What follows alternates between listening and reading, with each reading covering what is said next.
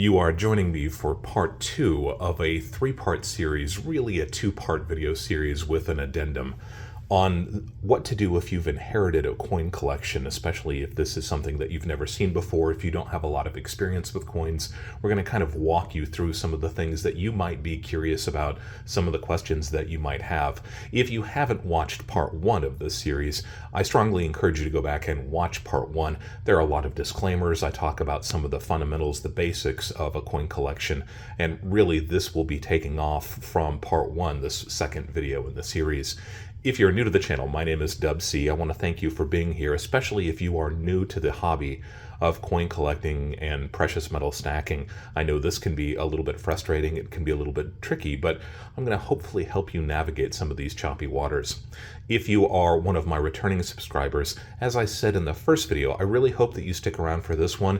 It's important to get perspectives from people who have been doing this for a long time, not just my own perspectives, but I'm hoping that we can kind of pick your brain a little bit too and get a little bit of your perspectives. And I'd once again like to ask that you kind of put yourself in the shoes of the folks who may be watching this video who have never seen coins before or not really familiar with a coin collection. Look at this from the position of your potential heirs. What can you do to make this transition easier for them as well?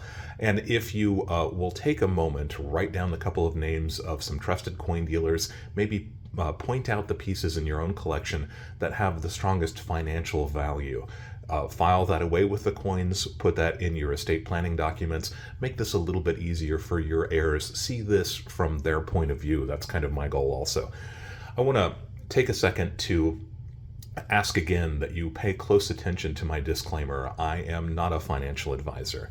I am not trying to offer any kind of financial advice. I'm simply trying to share some of my experience having bought and sold precious metals and rare coins for the last 30 or 40 years. As I said in volume one of this series, it is crucial if you have legal questions, if you've got tax and accounting questions, seek those qualified professionals. Look for a tax attorney, look for an accountant, look for somebody who can help you with those specifics. I can only help you a little bit with coins and understanding the collection that you're facing right now. To reiterate, anytime you feel like you need to, please stop this video and take notes. I'll be mentioning some dates, some particular series, some particular types of coins that may have extra value to them. So if you need to stop this and jot down a few notes, either electronically or on pen and paper, that's perfectly fine. In fact, I encourage you to do that. I also like to reiterate in this video, as I did with the first video in this series, that I have to make generalizations. I have to speak in kind of broad terms because humans have been making coins for thousands of years and we have made hundreds of billions of coins of all shapes and sizes. So I can't possibly help you with specifics, but I can offer you some guidelines of the things that I have experienced both in my own appraisal of estate collections and being there when estate collections have been brought into local coin shops that I've been witness to or even sometimes been a part of. So the last thing I wanted to really kind of reiterate is that we talked in the last video about how coins are evaluated, at least from my perspective, and that's that acronym SCAD. Scarcity, Condition, Age, and Demand, SCAD, if you want to call it that. We're going to be talking about SCAD, all of those terms in this video as well, so just kind of be aware of it. I want to start this video with some of the bad news, and I don't mean that to sound negative. It's really that there are a lot of things that I have seen over the years that have come into coin shops or that I've been asked to appraise. Inherited coin collections, there are lots of pieces that have nominal financial value. That's not any kind of passing judgment on somebody's collection, because a collection tends to be a very personal thing. These are items that probably excited or interested the person who collected them originally. That's why we're all attracted to coins in the first place.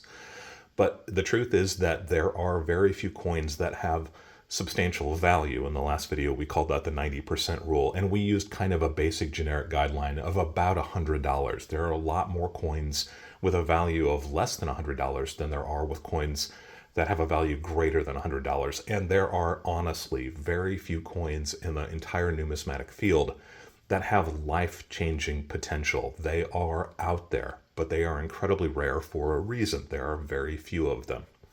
So the bad news, and I put that in finger quotes, these are some of the pieces that are most commonly encountered in a typical amateur or enthusiast collection that has been assembled essentially from pieces pulled from circulation over the last many decades. Some pieces may be ordered, some pieces may be purchased at a local coin shop. I want to make it very clear that there are very high-end collections where each piece is worth a small fortune, but that's not the typical kind of basic run-of-the-mill enthusiast's collection that I have seen over the years, and that typically comes into coin collections. So the bad news, the pieces that we see often that have very little financial value, and we're going to take it from the top. Most common domestic and foreign pieces have very little value. These are pieces, for example, that were maybe brought back as souvenirs from a war. We have lots of older service members who served in World War II, not so much World War I anymore, World War II, Korea, Vietnam. There are people who have traveled and taken vacations overseas, and they bring back their change as just kind of a souvenir. That happens very frequently. But those pieces pulled from circulation tend to be the pieces that were in circulation wherever in the world these people were. And they tend to not have a lot of value. That's one of the reasons why they had no problem bringing them back with them. So we see lots of those types of pieces, and typically they don't have a lot of value, as little as a few cents a piece to maybe a couple of dollars a piece. But we're going to focus primarily on American coinage, and if there is interest in foreign coins, we can do addendums to this video series as well. The most common American pieces you see, and I'm going to start here at the top, and then we'll take a break and we'll start talking about some of the positives also. But let's just go with the basics. When you're talking about American coins, age definitely matters. If you are looking at pieces from the 21st century, from our own century right now, they tend to not have a whole lot of value, especially those circulating pieces. Pieces that circulated in the 1900s, generally speaking, again, I've got to speak in general terms here, will have very little value also. There are some exceptions.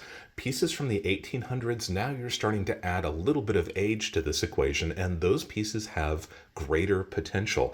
And if you have authentic American coins from the 1700s, those can really start to have some value. Notice I emphasize the words authentic and American, and we'll talk about that a little bit later.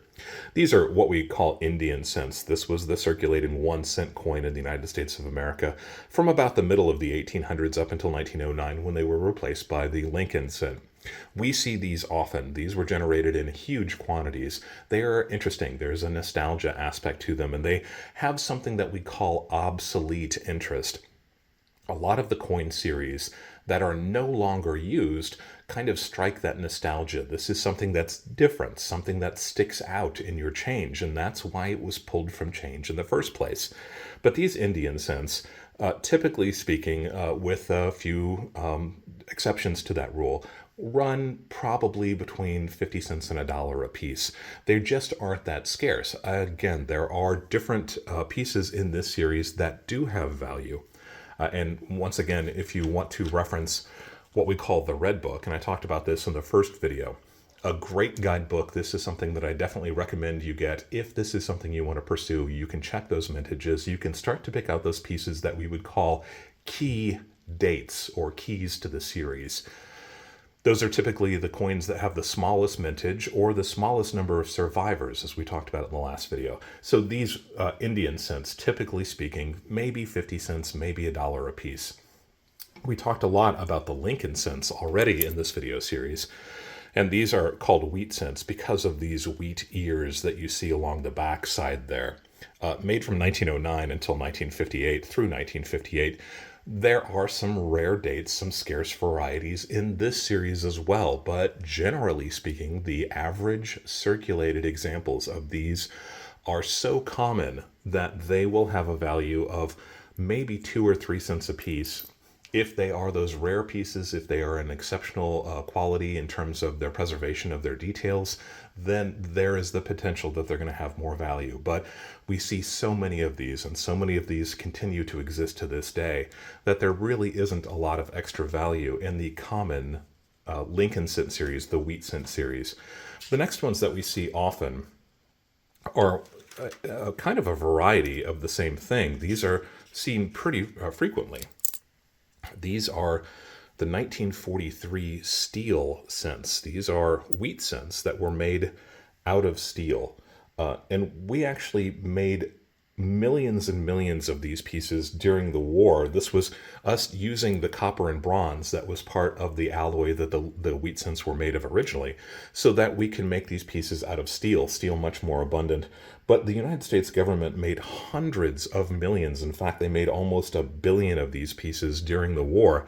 And because they are different, right? Because they stick out when you see them change, because there is something unique and interesting about them, they too were saved in enormous quantities. And because of that, there still exist so many of these steel cents that even in a high degree of preservation, they're typically not worth that much money. The average circulated examples of these steel cents may be a few cents a piece. They are a novelty, they are interesting, but they are so plentiful that there really is no extra value there. Moving down the list, we see these buffalo nickels. These were and continue to be a very popular series, made from 1913 up until 1938, when they were replaced by the Jefferson nickel that's still in our circulation. They are an interesting design. They are an obsolete design, right? So when you saw these pieces in change, there was a great opportunity for you to pull something out of change that was interesting, that was obsolete, that was kind of unusual. But these too were made in huge quantities. And the problem with these nickels is that the date was here on the shoulder. You can just barely make out the 1928 date there, I believe. The dates wore away so quickly because the shoulder is one of the highest points on the coin. If you remember us talking about the Morgan dollars and the fine wear that wore away quickly in circulation. These pieces typically don't have dates on them, and once the date is completely gone, there's no way to really evaluate which date they were when they were made. Consequently, they have very little value. There are rare examples in this series. There are rare dates in this series. If the coin is in a high degree of preservation, it could have some value. But again, we're talking about these average circulating pieces. As a novelty, 10 or 15 cents a piece is probably a pretty good estimate. In fact, that may be a little bit higher than most dealers would be willing to pay. And then finally, and we'll make a few exceptions as we go a little bit deeper into this video, I have an example of an Eisenhower dollar.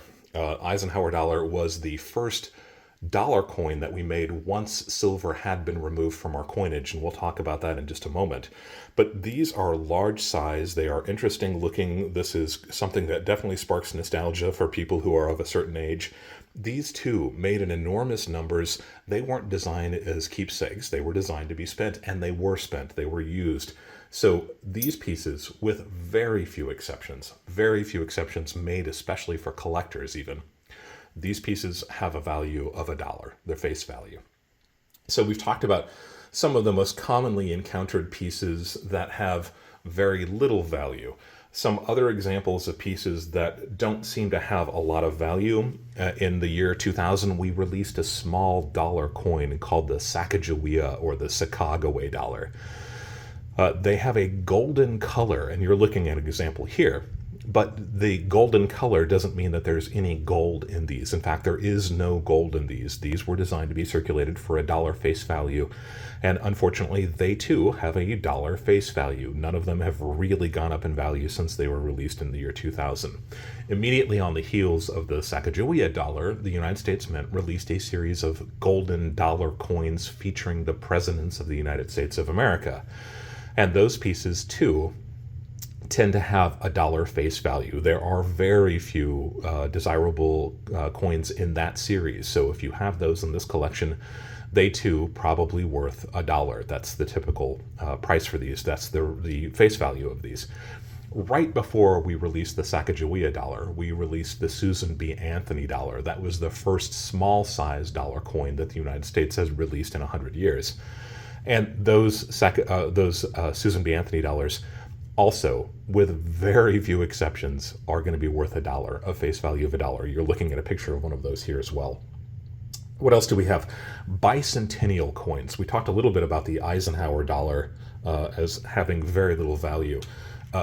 During the same period of time that the Eisenhower dollars were circulating, the United States of America released pieces to celebrate the 200th anniversary of the United States. That's the bicentennial. You see that 1776 to 1976 date. The half dollar and the dollar and the quarter especially, and you're looking at a silver proof set here, you see the dual date, 1776 to 1976. The date here is 1976. They were released in 1976. But again, because they have a different back, that was something that caught your eye, kind of like the steel cents, kind of like the Buffalo nickels. That's the back of the bicentennial half dollar and the incredibly popular back of the bicentennial quarter with this drummer boy on it. Now, the United States Mint made hundreds of millions of these pieces as well. They were never intended to be a real keepsake, but they found themselves being keepsakes because they looked interesting. This was different. This was something that kind of sparked the imagination, and it was a very inexpensive memento of the bicentennial. And because the Mint made so many millions of these, and because so many of them were preserved after the bicentennial, there is literally no extra value for the vast majority of those bicentennial half dollars, of the bicentennial quarters. Unless you have a special set that was made by the United States Mint. Some of them have a little bit of a silver alloy to them, but even those pieces are not life-changing wealth. We're talking about a few dollars a piece. So the vast majority of those drummer boy quarters, of those bicentennial half dollars, face value. They are worth 25 cents, or they are worth 50 cents if it's a half dollar. There is just no value in those pieces either. There were large displays that have been made really since probably about the 1950s, but I'm talking about pieces primarily from the 1970s on. The aftermarket displays that were made by organizations who bought pieces either from the Mint directly or even from banks and assembled them in nice wooden display cases, sometimes with a glass front to them. Sometimes they might be in the shape of a clock, sometimes they might just be in the shape of a display that you would hang on a wall. Generally speaking, if those pieces were made after about 1970, they're interesting to look at, but there is very little value to them. Some of the coins may have a little bit of value, and we'll talk about some of those in just a moment. And specifically for the state quarters that began being issued, I believe, in the late 1990s, and were issued kind of concurrently with the national park quarters and then the state park quarters, and now we're looking at famous Americans on the back of some of our quarters. These pieces tended to be put into sets also. Those sets generally have no extra value. And some of these pieces were offered colorized. This was not something that the United States Mint did. This was something that had been done by organizations after the coins had been released. And they could either be painted or silk screened, or sometimes it was just simply a decal that had been adhered to the surface of the coin. You're looking at some examples here. Generally speaking, these colorized pieces, while they might have been interesting to the person who collected this collection in the first place, they don't have a lot of interest and appeal on the market today. So these pieces also would probably be considered face value pieces. The Sacagawea and the Presidents of the United States golden dollars, and I must emphasize there is no gold in these pieces, were often sold in aftermarket businesses in whole rolls of these coins. Sometimes these rolls came in fancy wooden boxes with displays or velvet pouches. Those too, very little value. These are face value pieces, and most dealers would probably tell you you're perfectly fine just spending these pieces if you're interested in doing that. And then finally, the one last thing that might be surprising to a lot of folks, including some of the people who are collecting to this day. The United States Mint for a long time has made what we call mint sets. These are the cent, the nickel, the dime, the quarter, the half dollar, and maybe even the dollar, if the dollar was being used at the time, that were assembled out of our circulating coinage. But they were generally nice examples that were pulled directly from the mint as they were being released. These are called mint sets, and the Mint puts them out every single year. The United States Mint also puts out a special collection that's very similar. These are called proof sets, and this is something that you may have heard of even if you're not a hardcore coin collector like some of us are. These are specially prepared coins just for collectors, and you can see they have these brilliant mirrored surfaces on them with these what we would call cameo devices. You can see even the cent has got these mirrors that you can see reflections in. These are called proof sets, specially made coins for collectors. They were often assembled in these interesting boxes. You can see this one actually says United States Mint proof set down here below. They come with a certificate of authenticity. Sometimes they often come in a very nice box, either a clamshell box or a slipcase like this one. Made for collectors, and because of that, you might think that these too have significant value. Unfortunately, they have never really caught on the secondary market. There are a lot of folks who collect these every single year. There's nothing wrong with that if that's what you want in your collection. If that's what the person from whom you have inherited this collection wanted, there's nothing wrong with that. It's an interesting way to mark the passage of time. But there are so many millions more of these sets that have been made than there are collectors on the secondary market that, generally speaking, and I can zero that in a little bit, from maybe 1970 and later, these pieces will have very little value. In fact, a lot of dealers, when they buy large inherited coins or large collections, they will simply break these coins out and spend them or deposit them. That's how little value is. They are legitimate coins. They are legal tender coins. But so many of them have so little value that they are really considered almost a face value coin. Now I'm going to start talking a little bit about some of the things that do have value. Hopefully I didn't burst a bubble. Hopefully you are still interested in seeing what's in this collection, because there are pieces that can have significant value. So we'll shift gears and we'll start talking about some of the things that do have value. And I'll start off with a piece that looks a little bit familiar. If we just saw that collection down here, this proof set, this is a United States Mint silver proof set, and you see the word silver right there. That's why this is significant. This set does include coins that have a silver alloy to them. So if the proof set that you've inherited says silver proof set on it, then at least there's a potential that those pieces have silver value to them. Again, a great opportunity now if you need to take a break, jot down some notes. Silver proof set is what you're looking for. But let's start talking a little bit more about some of those coins that do have value. I mentioned before, if you've got coins from the 21st century, from the 2000s, probably not going to be a lot of value. If you've got pieces from the 1900s, probably not a lot of value. 1800s starts to go up a little bit, and the 1700s, if they are authentic American coins, there is a very strong potential that they've got some value to them. But there are exceptions to that. Let's talk about some of the pieces from the 1900s that do actually have value. Circulating silver coinage, and this is one of the most important dates that I can tell you, that were created 1964 and earlier, will be made out of an alloy of silver that does have value. 1964 is the key date.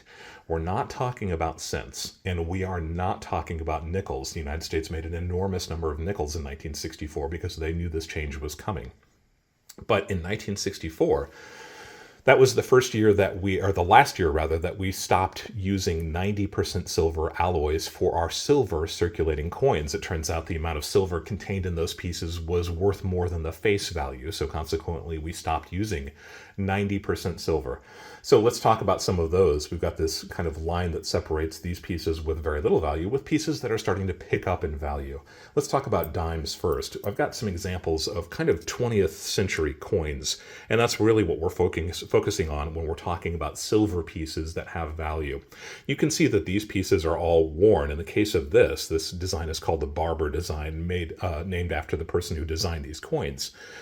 Is quite worn. You can barely see any detail in this dime.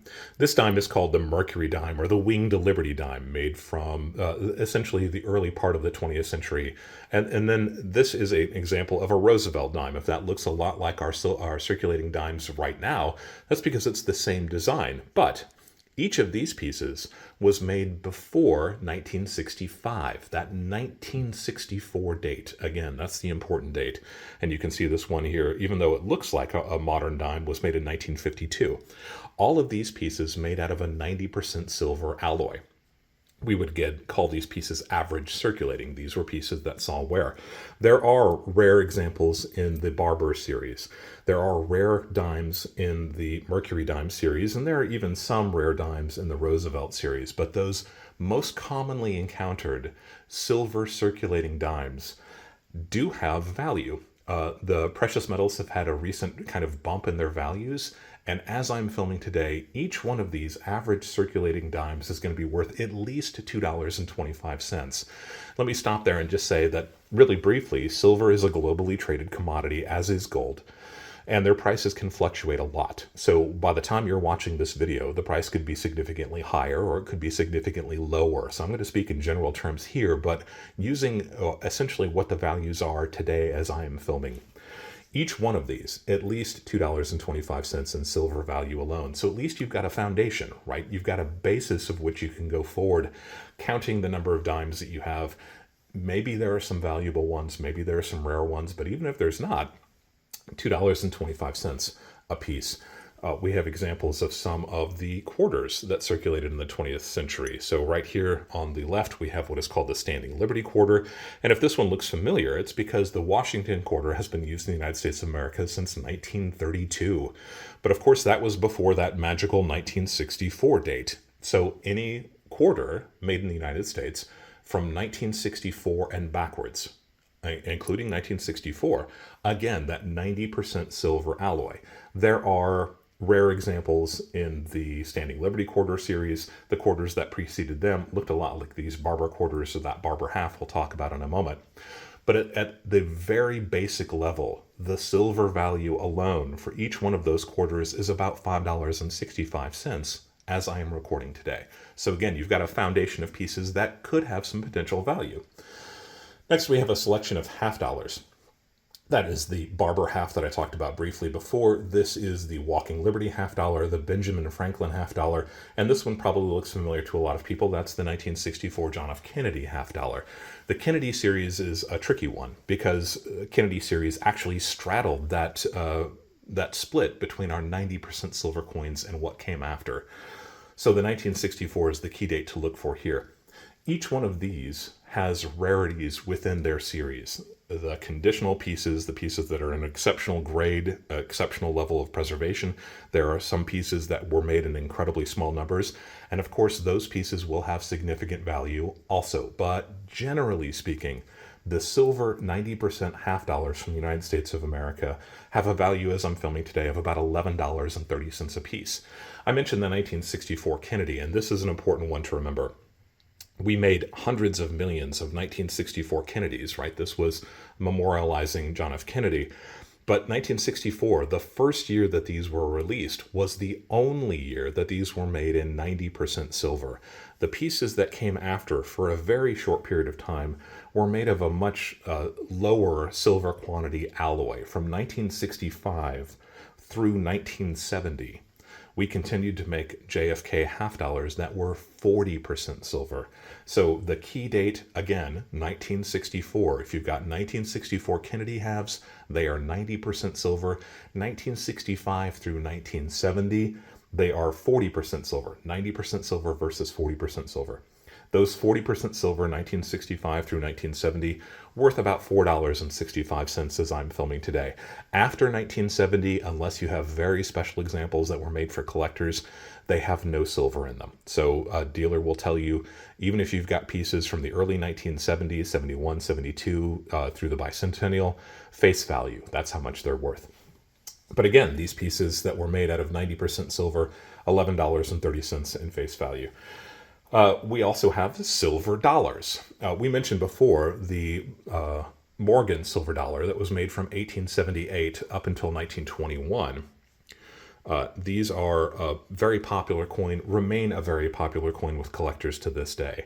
After 1921, and including 1921, we released what is called the peace dollar. You're seeing an example of it here. The peace dollar released from 1921 to 1935. It too is a popular coin with collectors, maybe not quite as popular as the Morgan dollars. There are rare examples in both of those series, and this is where the understanding of mint marks and mintages really starts to pick up, because there are Morgan and peace dollars that could be worth tens of thousands of dollars. But again, in a casual collection, you are not going to find many of those, if any of those. These were commonly collected and stacked as being a silver vehicle and continue to be so to this day. In fact, many of these silver pieces are collected by people who just want to own silver. But an average circulated Morgan dollar or peace dollar, like the examples you see here, is still going to have a silver value, as I'm filming today, of about $25. So at least you have that basis, that foundation from which you can build. $25 per coin in silver value alone. I want to emphasize that I'm not talking about the Eisenhower dollar. I'm just talking about the peace dollars and the Morgan dollars. $25 at a minimum is their silver content. So we've got some examples of some things that actually do have some value. I want to kind of stop here and emphasize that gold pieces do have value also. So if you've got gold pieces, or if you think you have gold pieces, stick around for volume 3 of this series, because they do require a deeper dive. There are lots of issues with conditions, with counterfeits, with pieces that are in holders that aren't in holders, and that can be a little bit tricky to navigate also. But most gold pieces will have a significant value, and this is something that you maybe want to spend a little bit of extra time on if you have those pieces. Come back for volume 3 of this series. A few ways to tell that maybe some of the pieces that you've inherited do actually have significant value. We talked about gold. That's definitely one of them. You're looking at a selection of pieces here in these fancy holders, and we touched on them a little bit in the first volume of this series. In the community, we call these slabs. They're just slabs of plastic. But what these are coins that have been submitted to an entirely independent third-party grader. That third-party grader takes a look at the coin, evaluates the condition, whether or not it's been cleaned. Remember, we don't clean coins. And then they put them in these sealed holders with the grade shown so that everybody can see that. And the idea is that these pieces trade sight unseen much easier. People are more willing to buy them. People find an easier way to sell them once they have been graded by a reputable third-party grader. So if you've got holders like these in your collection, that is an indication that those pieces have potential. Why is that? To submit a coin to a third-party grader costs about $30 to maybe $50 per coin. Can actually be significantly higher than that on a really rare coin. So it stands to reason that there aren't very many coins in these holders with a value less than $30 or $40 or $50. In fact, that would be the very lowest value that most people would bother submitting a coin to a reputable third-party grader. There are some exceptions. There are sentimental coins that are placed in these holders also. They do a nice job of protecting them. They identify what the coin is. They have information on them. They're a nice way to have maybe an important coin, sentimental coin from a collection preserved a little bit. And I gave the example of this one in the last video. Even though this piece is nearly 2,000 years old, it's only worth about $25, but it's clearly in a slab for a reason. This piece has sentimental value to me. So most of the time, if you're finding these holders, there is a greater potential, and maybe these pieces should be set aside for a little bit of a closer evaluation. Now, it's very important, and you've heard me emphasize a qualified or a reputable third-party grader. Why do I keep emphasizing reputable? There are third-party graders that are not seen as reputable, and there are no laws governing what grades you put on a coin. So you can see the problem. You can submit a coin, or they can just create a coin, place a coin in one of their holders, and put an outrageously high grade on it with the idea of trying to maybe coerce somebody into paying more money for a coin than it's worth. So you need to have these pieces in holders from reputable dealers. And this is another great example of things that you can jot down some notes on, either electronically or on paper. The grading services that are seen generally to have the highest reputation, the strongest reputation, are PCGS.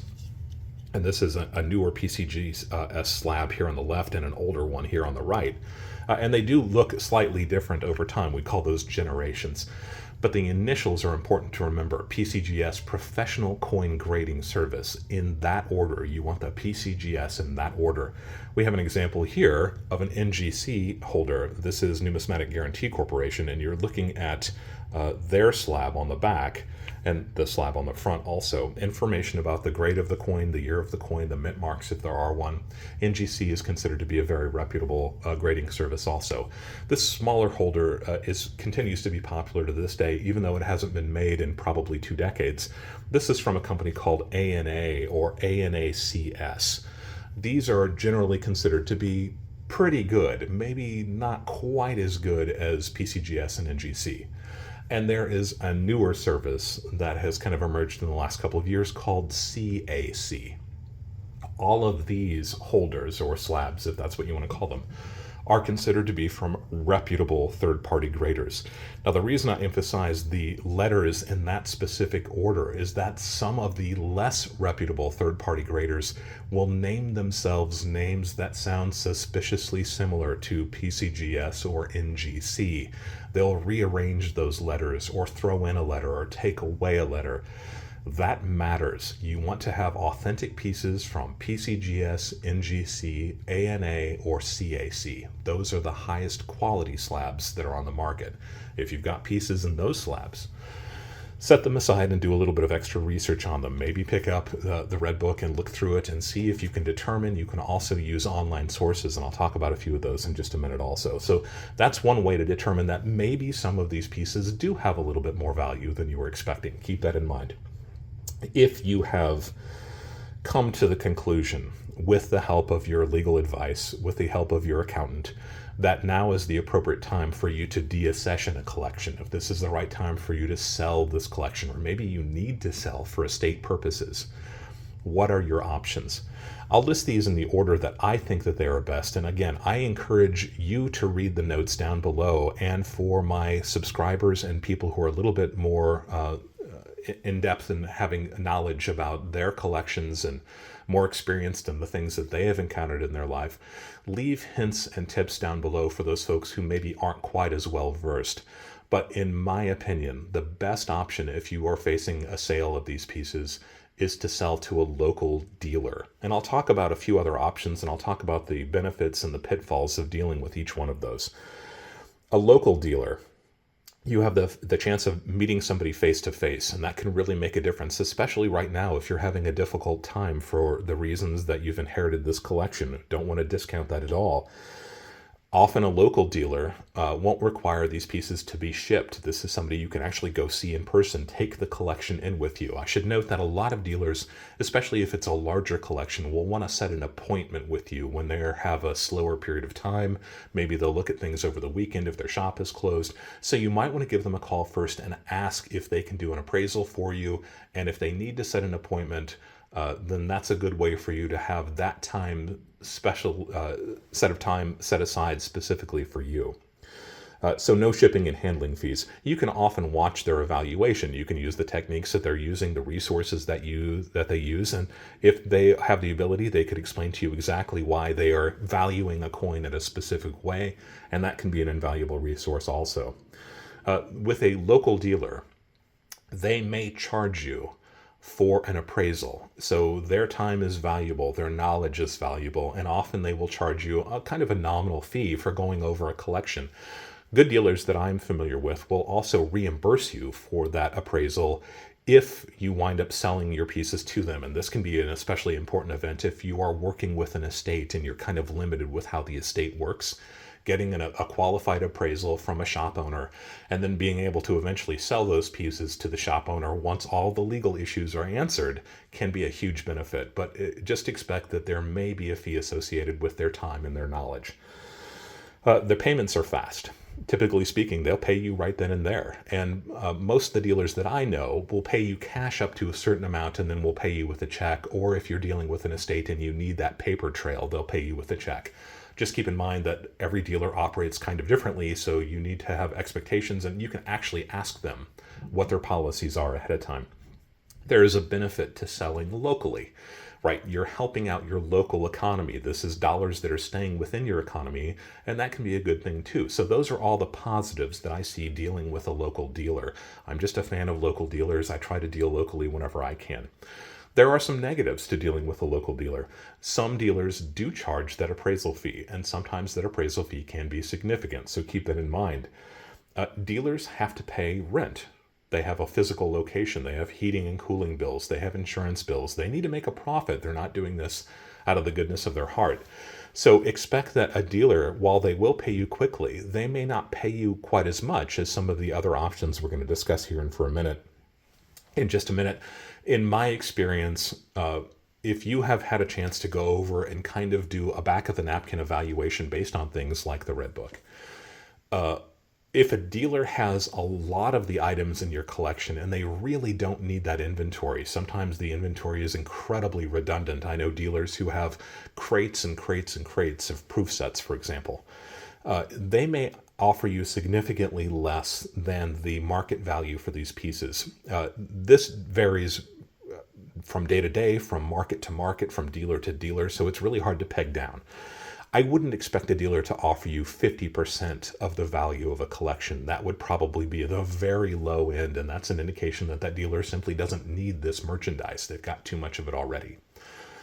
But maybe 75% is a good target. If you're looking at the pieces, if you have an idea in your head based on what we've discussed in this video series, based on your research on the Red Book, then 75% of the market value is probably about right. If you can negotiate a little bit higher than that, then that's a great thing to do. Don't be afraid to negotiate.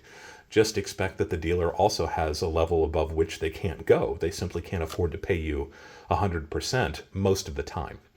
So somewhere in that 75% range is probably accurate. That's probably a good goal to set, at least mentally. And always try to negotiate a little bit higher if you can. So that would really be my first choice, would be dealing with a local dealer. If you don't have a local dealer, if you don't know them, if you don't want to deal with them, sometimes people don't want a local dealer to know what you have. There are lots of reasons why you wouldn't want to deal locally. But if you can't deal locally, then you might want to consider a national auction house. And I'll leave detailed information about the auction houses that I've dealt with in the past. I'm not receiving any compensation for them. These are just the folks that I have dealt with that I have a really strong opinion about. The benefits to dealing with an auction house: they have a much greater audience than most local dealers will have, even in a big city. Auction houses have eyes all over the country looking for specific pieces, and sometimes all over the world. You have buyers who would be interested in the pieces in this collection. So you have a much larger audience of potential buyers, and that tends to bring prices up, and that can't be overstated. That's a very important option that auction houses have. Auction houses tend to make their money, which is in the form of commission, from the people who are buying the pieces, not so much the people that are selling them. Now, your experience may vary. There are some auction houses that may try to offer to get a commission from you for the service of selling your pieces. I would try to negotiate out of that if you possibly can. Read the fine print. There are very fine details in the contracts that you have with an auction house. But for the majority of them, their commission is made off of selling the pieces, and the pieces that are the people that are buying those pieces pay a commission to the auction house. We call that a buyer's premium. So if the auction house is asking you as the seller to pay a commission, maybe look at some other options, maybe try to negotiate out of that price. But the benefit to that is that you receive, theoretically, the entire amount that coin ultimately sells for. Remember, we compared that with the local dealer who has to make a little bit of money on these pieces themselves. Auction houses generally will pay you 100% or very close to 100% of the actual hammer price, the actual price that the coin sells for. So there's a positive there. There are some negatives, and that's the negative side of that coin is once a piece sells at auction, it's sold. So if it sells for a fraction of what you were expecting the value to be, you're out of luck. That piece is sold. Somebody got a great deal on it, but that comes back to you in that you're getting paid a lot less for that coin than you might have expected. Keep that in mind. It doesn't happen often, but it does happen. Auction houses generally don't take everything from a collection. Now, we've talked about some of the pieces that tend to have very little value. We talked about some of the pieces that have kind of a marginal value. You're starting to build some value here. Some of the pieces that do have some value, and some of the pieces that have potential. In my experience, most of the national auction houses will want pieces in these holders. These are the pieces that they are easiest to sell, that have the greatest potential for price. They are the pieces that are most attractive to buyers, because again, they have a grade already on them, and if these are reputable third-party graders, the buyer will trust that grade also. So in my experience, most of the major auction houses want these pieces that are already in these holders. Now, there is a newer auction company, and again, I will put all this information down below, called Great Collections. And Great Collections will submit your coins if they are above a certain threshold in value to these third-party graders so that they can more easily be sold. Of course, they'll deduct that from the cost, but they'll take that chore on for you, doing it in your behalf. And that can be very attractive if you have pieces that do have value but are not yet in these holders. Remember, you've got to be able to evaluate these pieces and determine if those pieces are worth submitting to a third-party grader. It may take some time before a national auction company has an auction that will sell your pieces. That's because auctions tend to be in groups that kind of make sense to collectors. They may have entire auctions based on Morgan dollars. So if you have submitted foreign pieces to that auction company, it could be 2 or 3 months or 6 months before their next foreign auction comes up. So in the meantime, you're waiting for those pieces to sell. So keep in mind that auction companies don't move very quickly, and sometimes it could be weeks or even months before your pieces go on the auction block. That is definitely a downside. We talked before about being able to take pieces directly into your local dealers. That's probably not going to be the case with a national auction company. You're going to have to send these pieces through the mail or through a courier service, and with insurance, especially if you're talking about higher dollar coins, this can be quite expensive. So you're having to pay for the shipping, you're having to pay for the insurance. A definite negative also. So when you add all of these together, the auction companies do have many, many more people who are looking for these pieces, and potentially the number of buyers is greater than potentially the price that you actually get for the coin is going to be greater. But there are definitely some pitfalls to dealing with auction companies. You should consider this very carefully. Again, I'll put the names and some phone numbers and websites down below for some of the auction companies that I feel have the best reputation in this country, since we're dealing primarily with American coins. If you are familiar with the mechanisms behind auction sites like eBay or some of the newer sites that have sprung up recently, that can be an option also. This is not an option that I would say is appropriate for people who have never dealt with eBay, especially if you're undergoing emotional hardships right now or financial hardships right now. eBay and the other auction companies can be tricky. You have to be able to take good images. You have to understand exactly what you have. You have to be able to write that in words that are understood by the collecting community. You have to pay attention to the auctions. You have to fulfill to the auction companies or the websites' expectations. And then there's always the buyer's expectations that you have to deal with before you even get paid. So if you are already selling on eBay or one of the other auction sites, then this is a possibility. But if you've never done it before, I would probably hold off from that option, explore the other options first. There are just so many variables that are going to be difficult for you to understand that this is really something that should be done by folks who already know those variables. And then the final option, and this is one that's near and dear to my heart, is to keep this set. If you don't have to sell it, right? If you don't have to sell it for financial reasons, if you don't have to sell it for estate obligations, then there is a reason why the person that you've inherited these pieces from collected them in the first place. And to be able to put yourself in their shoes and kind of see what excited them. If anything that you've seen here today has excited you, have started kind of making you think about this as a hobby, I strongly encourage it. Any financial success that I've had in my life, I owe in a great big way to my early experiences being a coin collector. So I can't encourage it enough. If it's not something that you really want to do, is there somebody else in your family who would be excited by this? Is there a younger person, a niece or a nephew, a son or a daughter, who would get excitement out of doing the research and studying these pieces and maybe using this as a springboard for their own future collections, or maybe even holding off for a generation or two until there's somebody else keeping a piece of this collection as a memento of the person from whom it was received? Can be a really powerful thing. So if you don't have to sell, if you don't need to sell, if there's no obligations, get a red book, dive into this and really explore this. Maybe you've got a little bit of time before you have to sell it and you can explore it and see if there is that spark for you too. So that would be a great option. If you're going to do that, again, a red book of United States coins, an inexpensive but absolutely crucial guide, especially for coin books, American coins. If you want to do things a little bit more online, there's a website called Numista, and I'll leave that information down below. It's a little bit more difficult to navigate. It also includes foreign coins, so that can be an exciting thing. PCGS, I've mentioned them several times in this video. They have their own website that has a lot of detailed information. NGC is the same way. They both have really, really good resources online. Once you learn to navigate their websites, you can find lots of information from mintages to the silver or gold content to recent auction prices, they are an invaluable resource also. So if these are going to be pieces that you keep, Numista, PCGS, NGC, and a Red Book, those are great options. One final option, if this is something that you're going to pursue, this is an inexpensive jeweler's loupe, L-O-U-P-E. This is what we use to look very closely at coins. I'm not sure we'll be able to see it very well on this. Here we go. But you can use this to really look at that fine detail that we were talking about earlier that coins are graded on. And this will help you, especially if you're older and your eyes are a little bit tired like mine are. An inexpensive jeweler's loupe. This is an H.E. Harris. You can write that down. That's the name of the company that I like.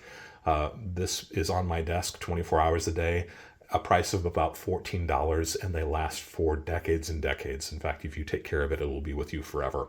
So my last recommendations. Final thoughts. Take some time if you can. I understand that not everybody's got that ability. Some people have to move very quickly for whatever reason. If you've got a few weeks to really study these pieces, that's always going to be the best option. In my experience, the phone apps, the cell phone apps that have been created in the last maybe 5 years are wildly off with their valuations. Some of them can be helpful in determining what a coin is, especially if you're not familiar with that series. But the valuations they tend to give are ridiculously inflated. So be very cautious if you are using a cell phone app to determine the values of the coins in your collection. Read through the comments below. I've asked several occasions in this video and the previous video for my established collectors, for my subscribers, jotting down their notes down below so that you as a novice to coin collecting can kind of read through that and see that their little nuggets of wisdom can really help you out. I can't guarantee what they're saying is accurate, but you will have insight from lots of other people who are not from my perspective, and that can be an invaluable resource also. I'd love to see this growing in a very organic way over time. So anybody who finds themselves in the shoes of somebody experiencing coin collection for the first time and not being sure what to do can listen to these videos, can read the notes down below, and hopefully it will help you in a difficult time. That's my intention. That's my goal. If you do have gold pieces or pieces that you suspect are gold, again, I hope that you stick around for the third video in this series that's specifically about gold. If you're interested in that, even if you don't have gold pieces, I'd love to have you take a look at that video also. It can be enlightening, and we will talk a little bit more about things like slabbing services in the third video in this series on gold. If you have questions about anything that we talked about here, again, I can't answer specifics about values of particular coins. You're going to have to do some research yourself on that. There are just too many of them out there. But if you've got broader questions, by all means, leave that question down below, and I'll try to answer it if I can, and maybe some of my other subscribers who are well-versed in this area can answer also. I'd love to see that happen. If you have suggestions for other videos that you'd like to see me make or video series, leave that comment down below, and if I make a video or series based on your suggestion, I will give you a great big shout out in that video series. I'd like to ask once again, if you are interested in coins and precious metals, go ahead and subscribe to the channel, hit the notification and the like button, become part of this community. I'd love to see this channel continue to grow. Always be learning, and thank you for allowing me to be a part of your journey as we go deeper into the world of coins and physical precious metals.